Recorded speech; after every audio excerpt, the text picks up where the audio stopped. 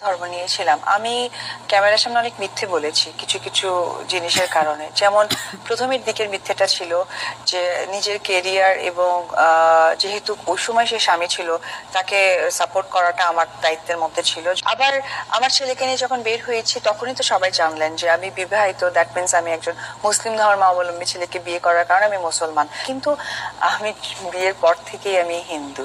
কারণ হিন্দু থেকে মুসলিম হওয়ার যে প্রক্রিয়াধীন কাজগুলো হয় সেগুলো একটাও তারা করেননি। এটাকে নিয়ে পুঁজি করে আমি তো তার সাথে আছি, আমি তো একদম পৃথিবী উদ্ধার করে ফেলছি। নবাগতারা যদি এটাকে নিয়ে পুঁজি করে ভালো লাইন লাইটে আসতে চায় একটা সস্তা ফেম কামানোর জন্য, তবে আমি এক বাক্যে একটা কথাই তার উদ্দেশ্যে বলতে চাই, ওনাকে প্লিজ রিকোয়েস্ট, যদি টাকা পয়সা দিতে হয় সময় পাই কাভার করে নিজেকে একদম মাস্টার্স পরে বা বোরখা পরে চলে যাই। এজাদের বাবাকে তো ওই বিষয়টা তো থাকেই। এটা নিয়ে লিখেছিল এবং এটা নিয়ে অনেক হইচই হয়ে গেছে। এটা অবশ্য আমার কথা না, বিভিন্ন গণমাধ্যমে অনেক ধরনের প্রশ্ন আছে, এক ধরনের ভার্চুয়াল যুদ্ধ হচ্ছে, এটা হচ্ছে।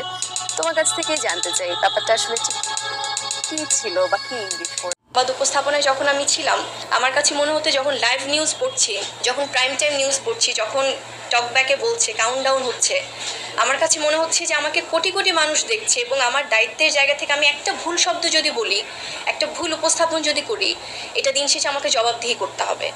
সো সেই জবাবদিহিতার জায়গা থেকে আমার মনে হয় যে সবচেয়ে চ্যালেঞ্জিং পেশা আমার কাছে এখনও মনে হয় যে সাংবাদিকতা। সো এটাকে আমরা রেসপেক্ট করি। উনি কি চাচ্ছে ওনার জায়গা থেকে সেটা আমার সাথে শেয়ার করো, পারিবারিকভাবে বসুক।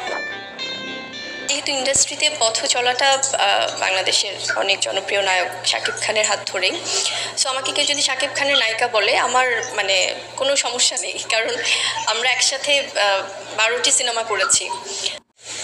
একটা চেয়ার নিয়ে হাঁটছি, অ্যাটলিস্ট একটা কাজ করতে দাও, ওর একটা মনিটর দিও ভাই। তো কাজ না করে বসে আছে ডিরেক্টর অ্যাটলিস্ট কোনো কাজ করুক, এমনি বইসা না, এমনি বইসা না থেকে অ্যাটলিস্ট কোনো কাজ করুক, কোনো কাজ করতে দাও। ডিরেক্টরকে দেখো, ডিরেক্টর দেখো, ডিরেক্টর চেয়ার নিয়ে হাঁটছি, অ্যাটলিস্ট একটা কাজ করতে দাও, ওর একটা মনিটর দিও ভাই। তো কাজ না করে বসে আছে ডিরেক্টর। ডিরেক্টর夜阴一阳之味道，仔细东来。夜阴一阳之味道，仔细东来。